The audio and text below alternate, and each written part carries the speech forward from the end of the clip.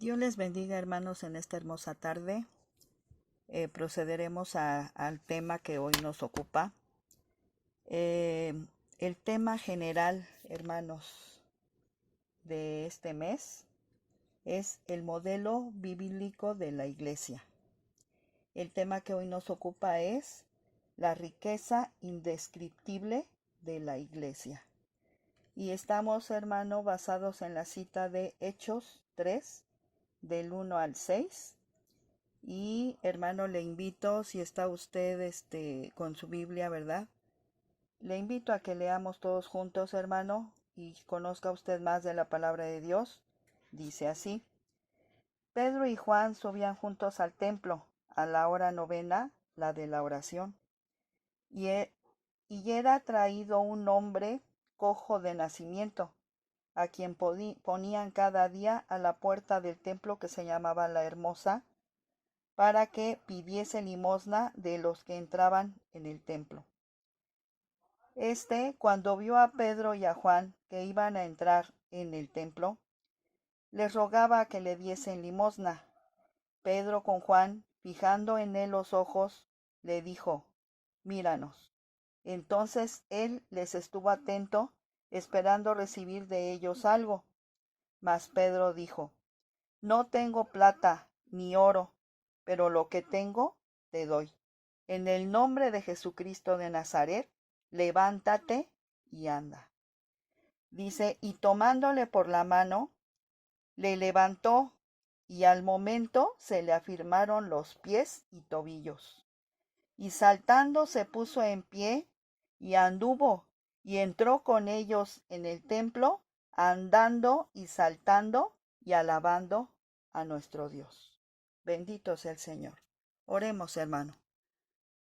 Padre bendito del cielo, Padre nuestro, en esta hora, Señor, te invocamos. En esta hora, Señor, nos permitimos hacer esta breve oración, suplicando, Señor, el favor de tu presencia, suplicándote, Señor, el favor de tu ministración en cada corazón. Que esta palabra, bendito Dios, sea el alimento que nuestra alma necesita, la sabiduría, bendito Dios, para seguir adelante. Necesitamos tu gracia, necesitamos tu poder, tu amor, tu misericordia, tu ayuda. Todo lo necesitamos de ti, Señor. Que nos tomes de nuestra mano y nos guíes. Gracias, Señor. En esta hora te ruego, Señor, que tú hables a cada corazón, que bendiga, Señor Santo, este tema, que nos des la luz que necesitamos, bendito Señor.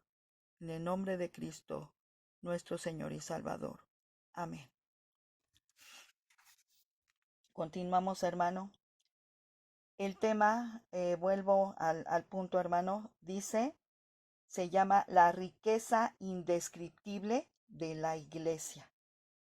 ¿Sí, hermano? Entonces yo me ponía a pensar, bueno, la riqueza indescriptible. Pero podríamos nosotros considerar.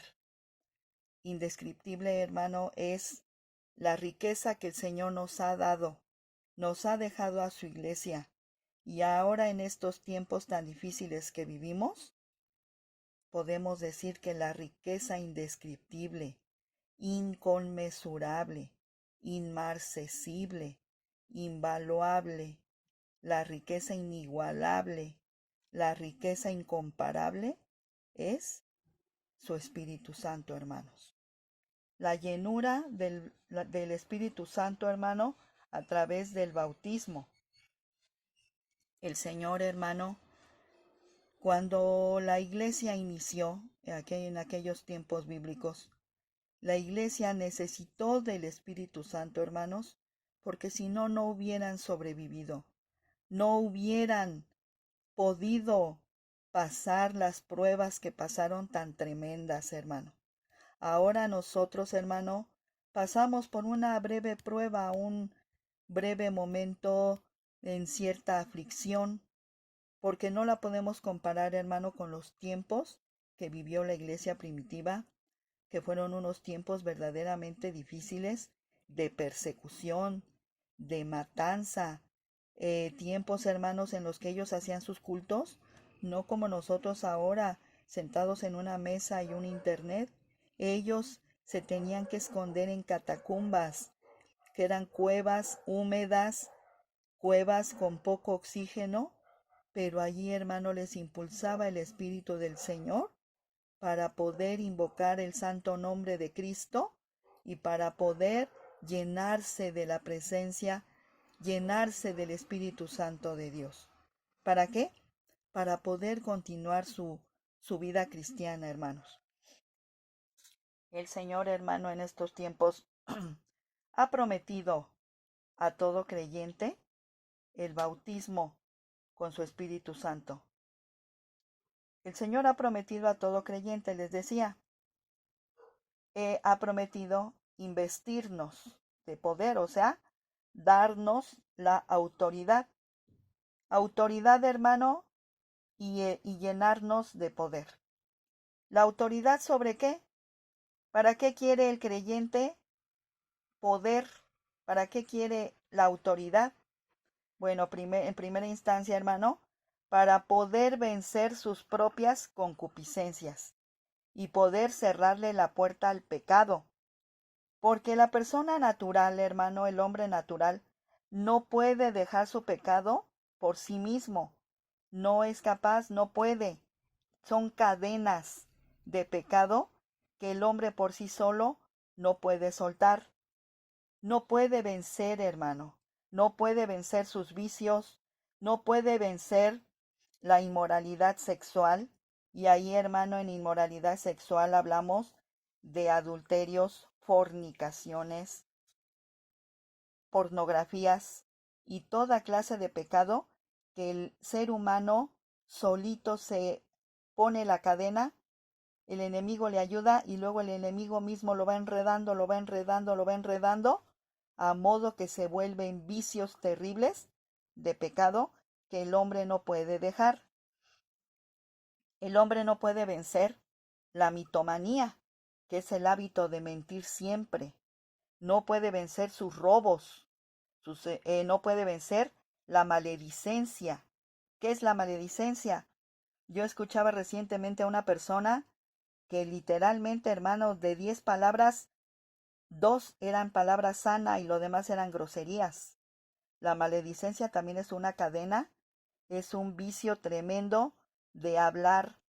También aquí en la maledicencia entran otros muchos pecados, ¿verdad? Como habladurías, chismes, críticas, todo eso es maledicencia. Aparte de los pleitos, hay personas que cualquier cosa, cualquier inconveniente es motivo de pleito.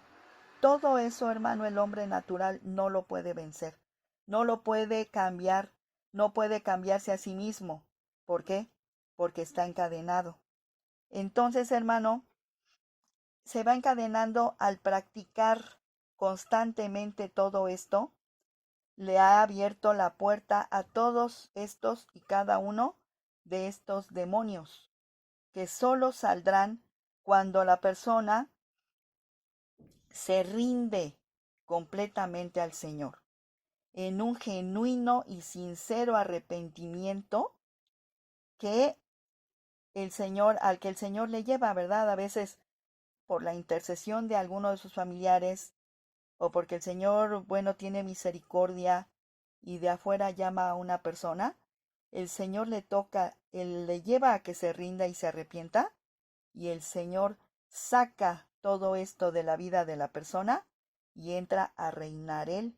Es entonces cuando el Señor, a través de su Espíritu Santo, pone primeramente en su corazón, en la vida de esta persona, pone el sello de su Espíritu Santo.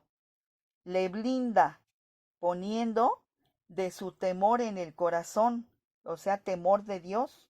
Al blindarle, hermano, me refiero a que pone el toque, el sello del Espíritu Santo, para que todos esos demonios que salieron ya no vuelvan, hermano, ya no vuelvan. Entonces, con el temor de Dios en el corazón, la persona es como puede Es como así, el creyente siente temor de Dios y ya no le será tan fácil pecar, ya no le será tan fácil irse corriendo tras esas concupiscencias que su carne le incita, tras el pecado que le asedia. Ya no, porque ya tiene un freno que es el toque, el sello del Espíritu Santo en su vida. Y la oración, la lectura constante de la palabra, hermano, va, va haciendo crecer este temor de Dios en la persona. Entonces ya este nuevo creyente o este creyente arrepentido ya puede decirle abiertamente al mundo que es cristiano, hijo de Dios. Ya no le da pena, ya no se va a cohibir de decirle al mundo que ahora ya se siente limpio, que está limpio y que comienza una vida feliz sin cargas, sin opresiones y sin agobios morales, ¿verdad? Ya es una nueva persona que va caminando en la vida cristiana tomado de la mano de Dios a través de la oración y la palabra. ¿Por qué? Porque Dios no nos ha dado espíritu de cobardía, sino de poder, de amor y de dominio propio. Entonces, hermano, hay que tener muy en cuenta esto, que cuando la persona ya es salva, es tocada por el Señor pone de su Espíritu Santo y no es espíritu de cobardía, sino de poder, de amor y de dominio propio. Esto nos lo dice en 2 de Timoteo 1, del 7 al 9. También, hermano, el Señor nos da otra arma. Dice, velad y orad para que no entréis en tentación. En alguna ocasión una jovencita decía, hermanos, oren por nosotros los jóvenes porque tenemos muchas tentaciones. Sí, nosotros oramos, pero los jóvenes y todos los varones, mujeres y todos debemos de orar por nosotros mismos para que no entremos en tentación. Así lo dijo el Señor Jesucristo, se los dijo a sus discípulos, velen, porque el espíritu a la verdad está dispuesto, pero la carne es débil y necesitamos de la oración. Dado esto, hermano, debemos entonces nosotros saber que nosotros vamos a conocer las inigualables riquezas del Espíritu Santo, hermano, si nosotros comenzamos a vivir la vida cristiana, pero de una forma ascendente, sin distraernos, y ya que nos rendimos de manera sincera, entonces, hermano, no permitirnos las distracciones, ni las malas influencias de amigos ni de familiares. ¿Por qué? Para que posteriormente a este hermano, a esta salvación, viene por gracia del Señor el bautismo del Espíritu Santo, que es una experiencia muy necesaria en la nueva vida del creyente para llenarle de poder. Y ya decíamos para qué necesita, en primera instancia, el poder, para tener poder sobre su propia humanidad, sobre su propia pecaminosidad, para que ya el pecado y las debilidades ya no le dominen, su carnalidad ya no le domine, sino ahora el Espíritu Santo es quien gobierna su vida. ¿Sí? Sabemos que la evidencia de este bautismo es el hablar en nuevas lenguas dadas por el Espíritu mismo del Señor. Posterior a esto, hermano, vienen los dones del Espíritu. ¿Sí? Eh, los dones del Espíritu, hermano, ya se puede decir que la persona que es bautizada debiera ya como por obligación buscarlos. ¿Por qué? Porque los dones, hermano, es para que la iglesia crezca, es para que la persona misma crezca y pueda servir al Señor de una forma más elevada. ¿Sí, hermano? El Señor nos da, eh, al principio con este arrepentimiento sincero, nos pone en una santidad posicional. Y cuando la persona, conforme se va santificando, conforme se va consagrando, el Señor de una forma ascendente le bautiza y luego le da los dones del Espíritu Santo. Ahorita no los quisiera mencionar por cosa del tiempo. Sabemos que son 9 dones, hermanos: los dones del saber, los dones del actuar y los dones del hablar.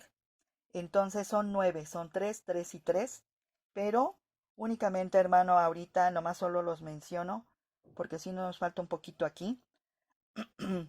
El Señor ha prometido, hermano, darnos las arras de su Espíritu Santo en nuestros corazones. En Efesios 1:13 dice: en él también vosotros, habiendo oído la palabra de verdad, el evangelio de vuestra salvación, y habiendo creído en él, fuisteis sellados con el Espíritu Santo de la promesa. Porque el Señor ha prometido el Espíritu Santo. Es la promesa, ¿sí? Para todo aquel creyente que verdaderamente se ha rendido y se ha arrepentido delante del Señor. En 2 Corintios 1:21 dice: el que nos confirma con vosotros en Cristo y el que nos ungió es Dios, el cual también nos ha sellado y nos ha dado las arras del Espíritu en nuestros corazones. ¿Pero qué es las arras? Las arras, hermano, es la garantía. Es la garantía, hermano, primeramente de la vida eterna y luego también la garantía de que nosotros podemos ser beneficiarios de sus promesas dadas y escritas en su palabra, ¿sí? Las arras, hermano, de su espíritu es la confirmación de que ya somos hijos de Dios. Según estos versículos, el proceso por el cual se da el nacer de nuevo es cuando oímos, creemos y somos sellados por el Espíritu Santo, como decíamos la cita anterior. Agregamos algo más: nos ha dado las arras en nuestros corazones. El creyente, hermano, vive no es por lo que un predicador le diga, sino es por lo que el Espíritu Santo le, le pone en su corazón al escuchar la palabra. Por eso es que cuando exponemos la palabra, el creyente está oyendo y el Espíritu Santo está poniendo en su corazón lo que quiere que guarde ahí. Y entonces parte de esto es que nos ha dado las arras de su Espíritu en nuestros corazones para afirmarnos en la fe, para que podamos creer, para que podamos confiar, para que podamos seguir adelante, fiados y confiados en sus benditas promesas, y de las cuales la más grande es la promesa de la vida eterna. Aunque nosotros, hermanos, somos espíritu, alma y cuerpo, en el día de la regeneración, es decir, el día que creemos en el Señor Jesucristo como nuestro Salvador, su Espíritu Santo se aloja en nuestro espíritu. Por ello, a nuestros corazones llegan, como dijéramos metafóricamente, como arras, es decir, la prenda o garantía de sus promesas. El apóstol Pablo lo menciona como arras. ¿Por qué? Porque se refiere como cuando el novio le da las arras, ¿verdad?, a su prometida.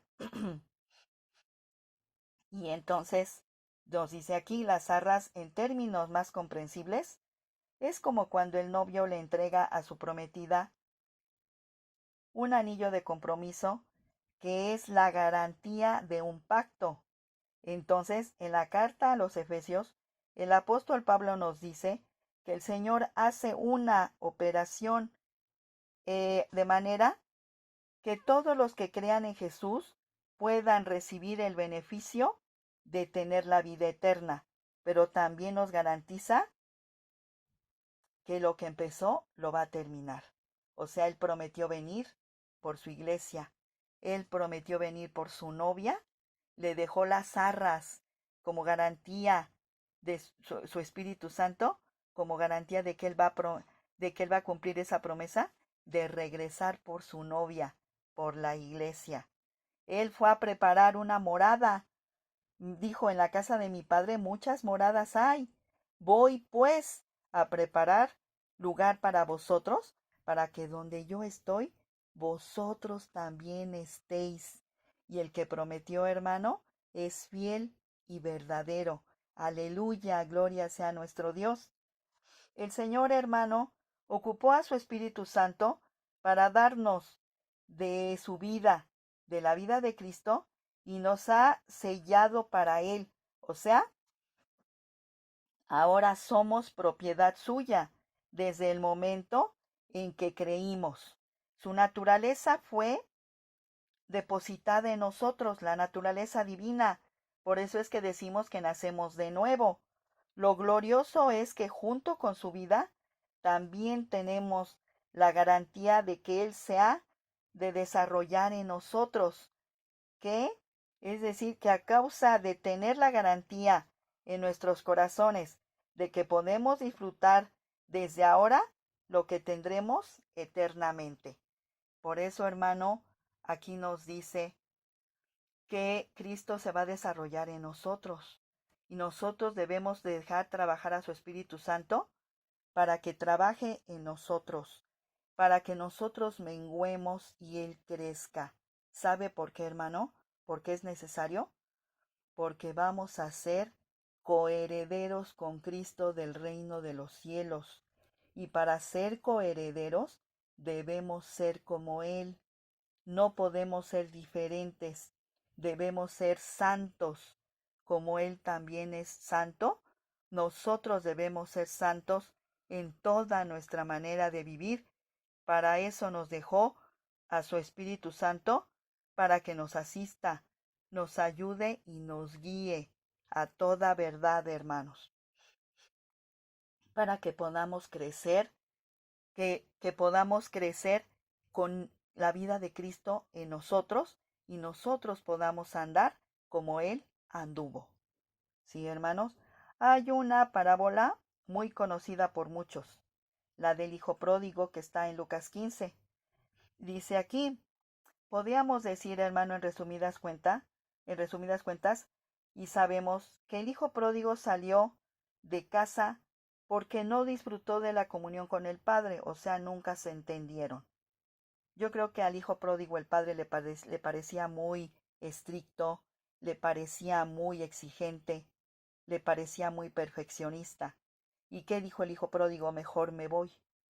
Ahora, el otro hermano que se quedó en casa, pero se amargó contra su padre, porque todos los años que estuvo en casa, nunca pudo disfrutar de todo lo que tenía en la casa de su padre. No pudo visualizar que tenía y no valoraba las riquezas y los beneficios que tenía en casa. En esta parábola, el Señor nos muestra cómo muchos creyentes pueden convertirse literalmente en hijos pródigos, o quizá peor aún, en los hermanos de un hijo pródigo, del hijo pródigo. ¿Qué quiere decir, hermanos?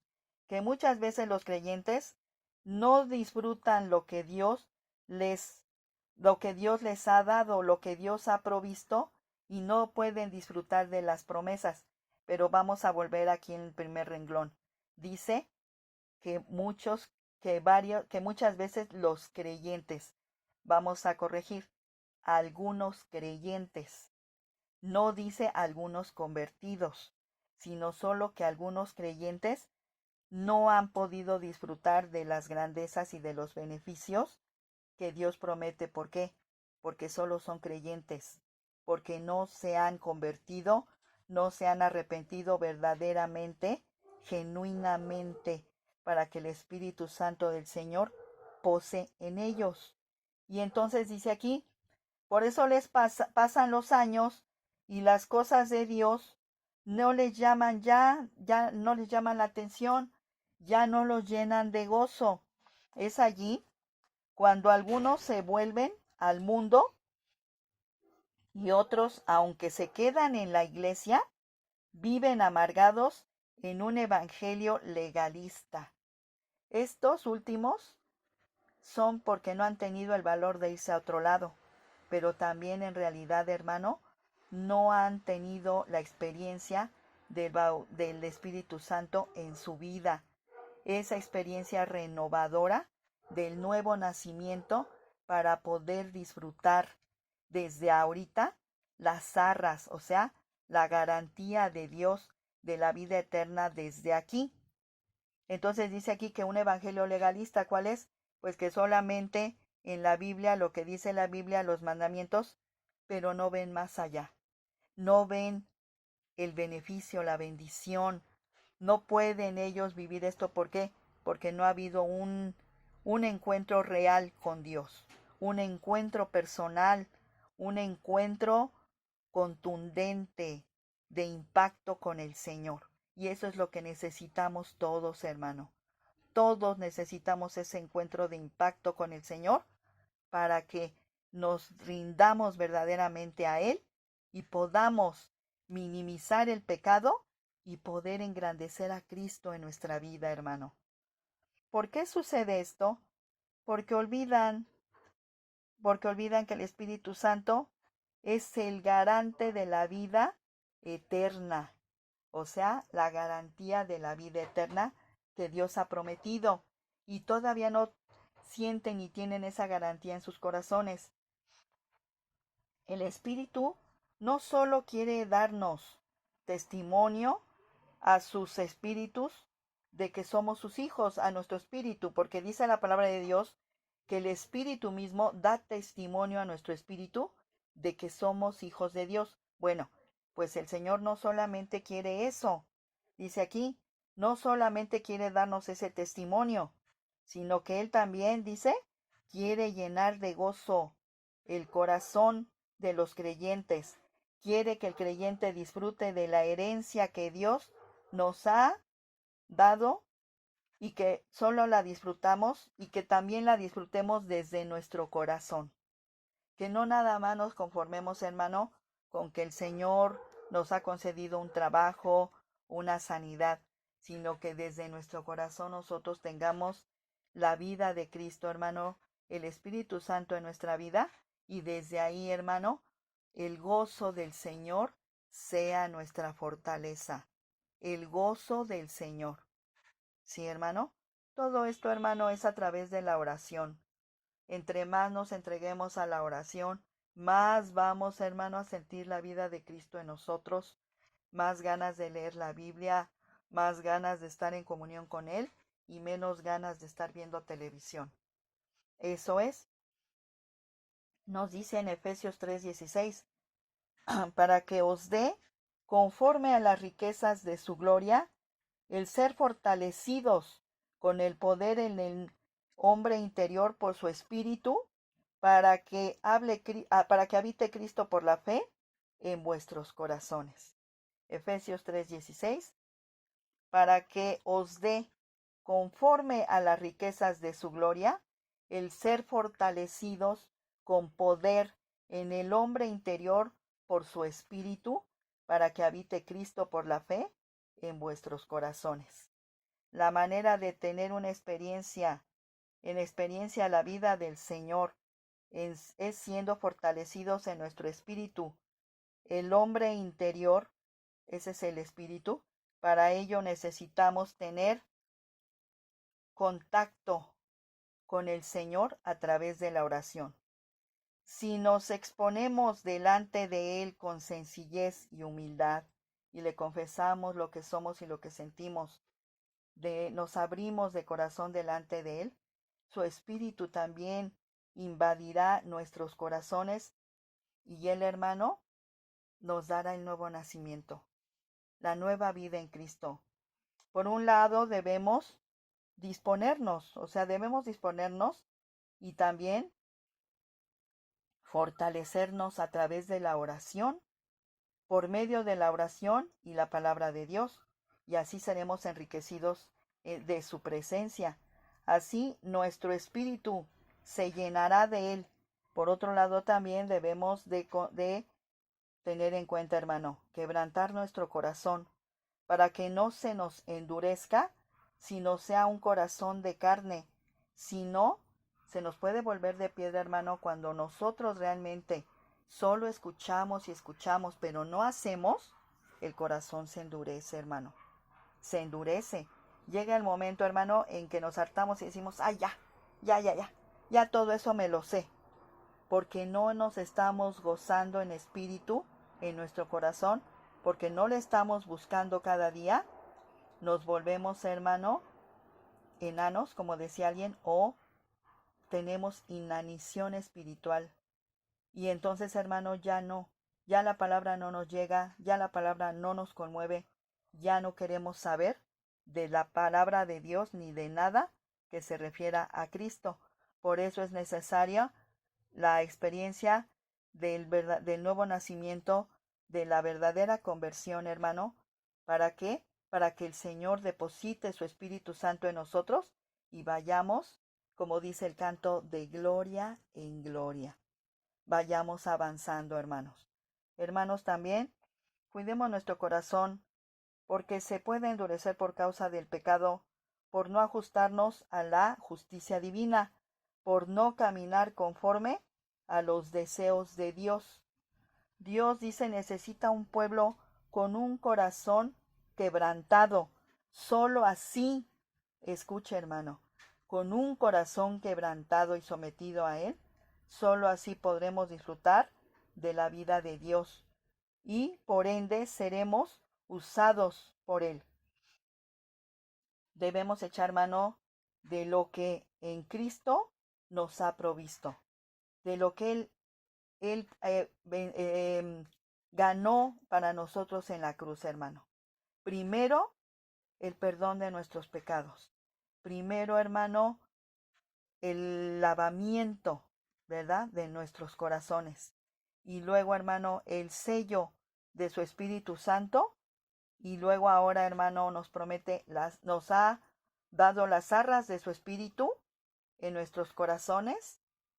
Repito, hermano, la vida eterna, la promesa de la vida eterna y las demás promesas que tenemos de parte del Señor, hermano.